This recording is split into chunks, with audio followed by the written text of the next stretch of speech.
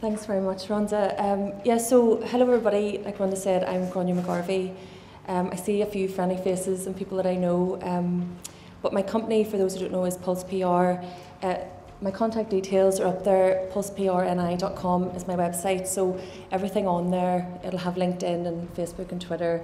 There's lots of different ways that you can get in touch with me.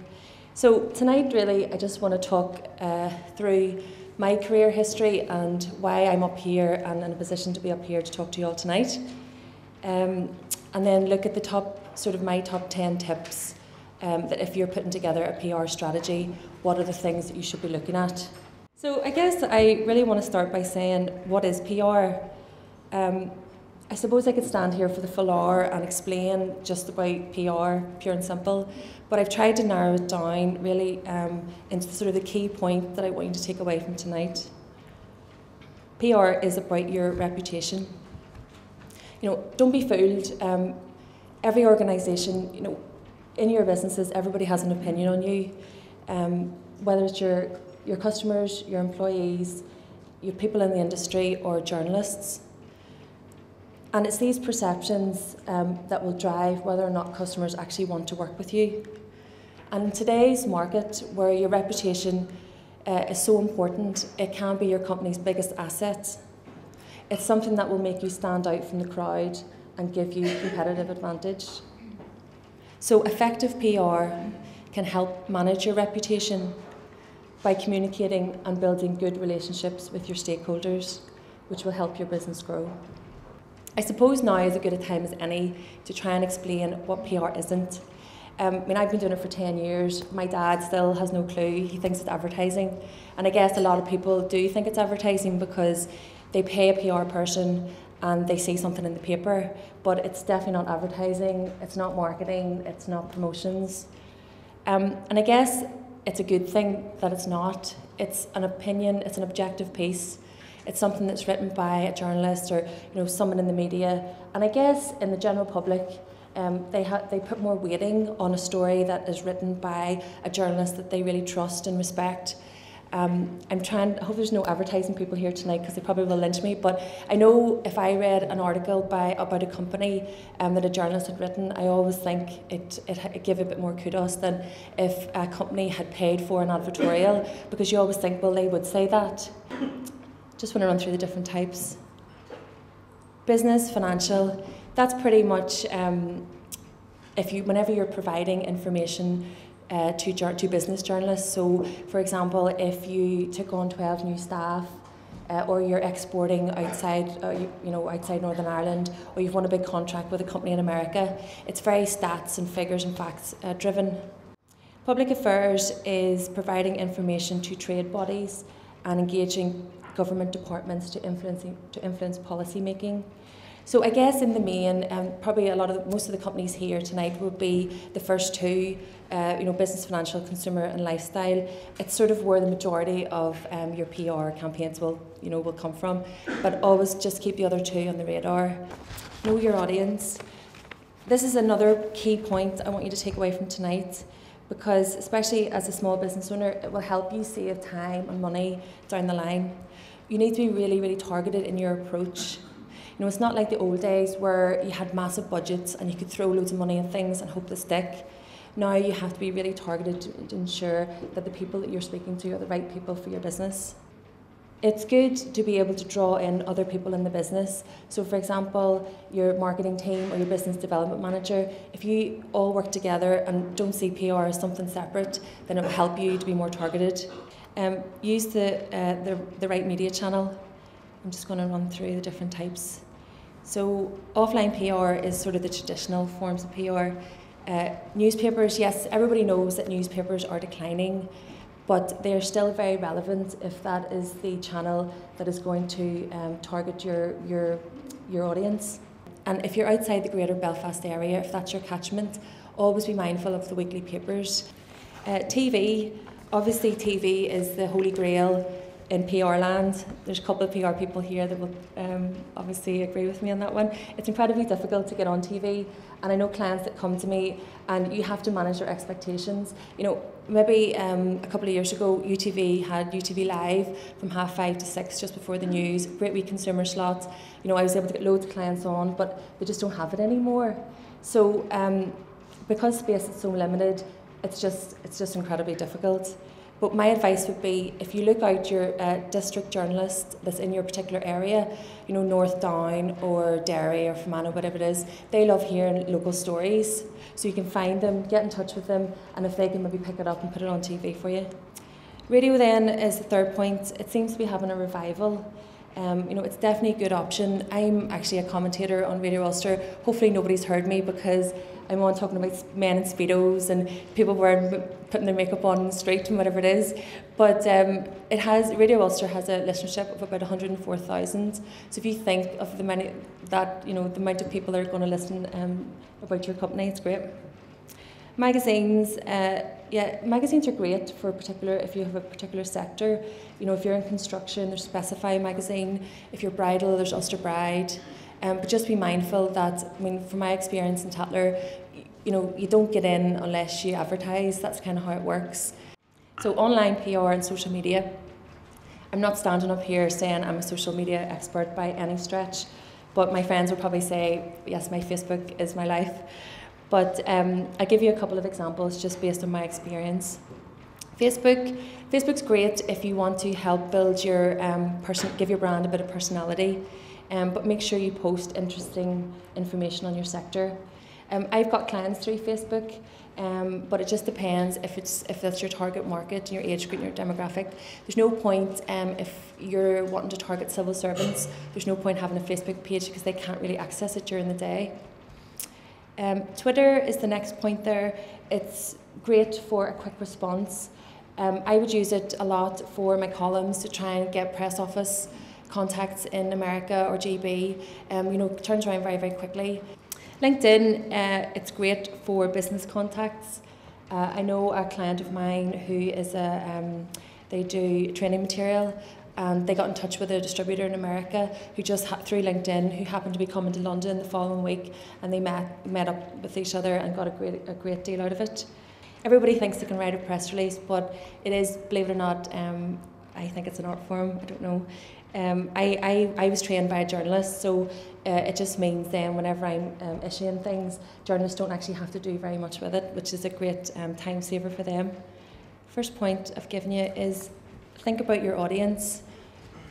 So by this I mean whenever you're writing, the way you write will you need to be mindful of the way you write for the particular journalist that you're targeting. So if you're a consumer, right, if you're targeting consumer, you know, the language and terminology is quite fluffy and flowery and whatnot. But if you're talking to a business journalist, that needs to be quite factual. Okay, keep the most relevant information up top. So that's really just the who, what, where, when, why, and how. It's just really, you know, it's easier if you have it all up top. It just means you don't have to scan all the way down the bottom to find out about it. Next one there is your date for your diary. Many papers have this section in the main body of the paper, so it's really just a little events page. I know the Irish News do it on a Tuesday in the business section. So, for example, if your story just isn't strong enough to make it into the main pages, it could still make it into the date for your diary. Just keep it short and succinct. The who, what, where, when, why, and how, and your contact details is a really good way of sending it in that way. Photography, I guess, is something I'm quite passionate about because I always try and make it as creative as possible. I've just given you a few points there. Use a well-known press photographer. Yes, they are more expensive, but it is a good investment in the long run. You know, even if you have a friend who is a photographer and you probably think you're saving a bit of money, I know the Telegraph get about 300 pictures in a day. So they're more in the photo desk, so they're more than likely going to use a photographer that they know that there's no issue and the stuff they send in is of a good quality. My Tour Talk, I don't know if any of you know the company. It's basically a digital tourism company So, for example, they have 8 different walking tours, driving tours, rainy days in Belfast tour. They're clients, so I'm trying to remember all the blurb they've given me. So you can download it onto your phone, onto your iPhone or your Android device. So they came to me, I met them around about October time, and they wanted to publicise the Belfast pub tour app. So it's basically, the pub tour app is, it shows you all different pubs in the Cathedral Quarter and tells you wee quirky things about them. So this is my photo, which I'm quite proud of. Sam was brilliant, and we sort of set him up as like a traditional barman, you know, to get across the whole storytelling thing. You know, that's just a plain tankard, sprayed silver. That is my dad had this light from a carriage thing from 100 years ago, and you know, I was able to work with a really good photographer who knew the lighting would be a good time of night to do it, and it worked out well.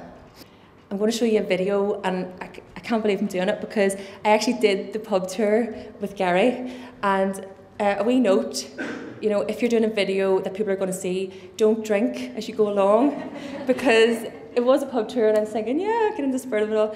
But as I went along, I was getting drunker and drunker. So you will see, I'll just have to, it's on YouTube.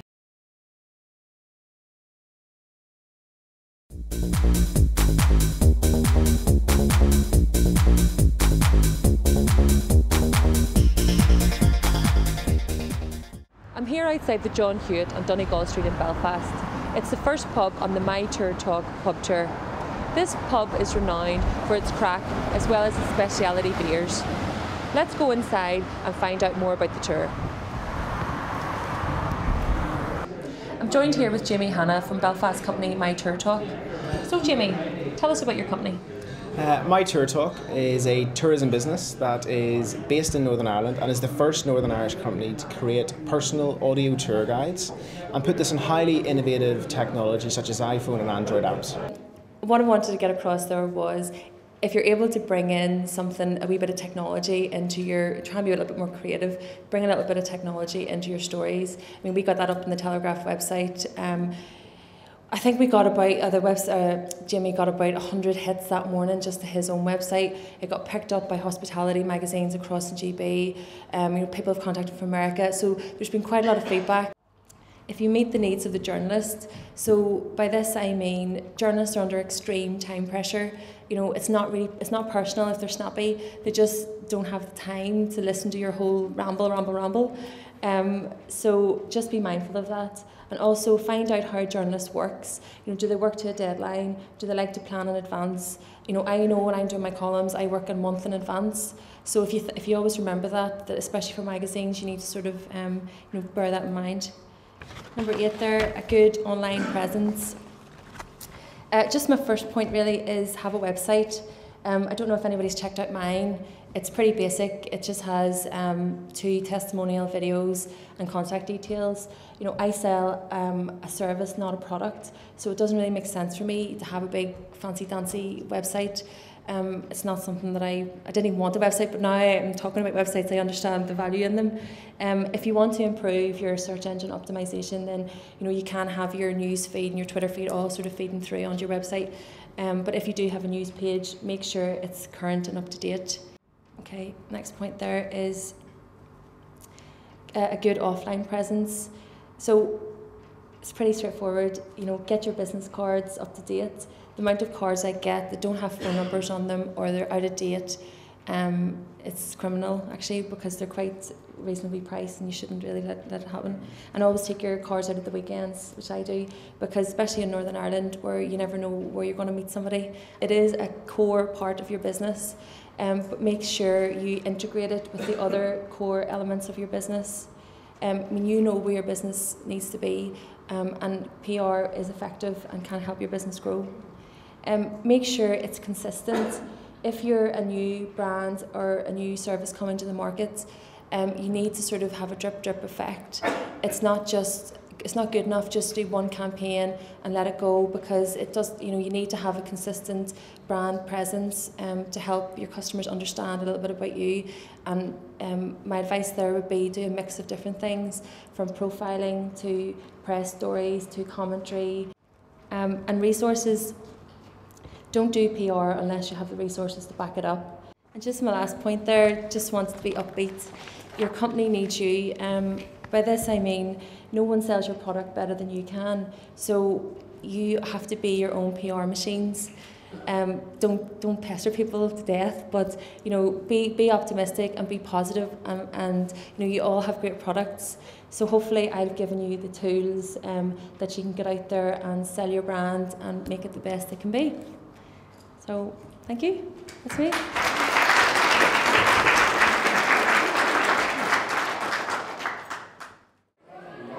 I found it really refreshing. Also gave me quite a lot of confidence, because I've been sort of set my own business up a year ago and struggling with PR and thinking I'm doing it right, but listening to Grainne today gave me some really good sort of hints for the future and made me realise I need a little bit more of a plan possibly.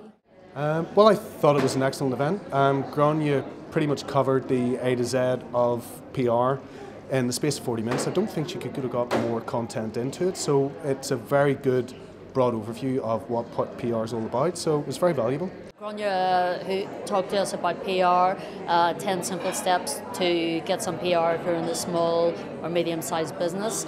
She really knew her stuff, and she came across as a really nice person as well, but with a great deal of experience.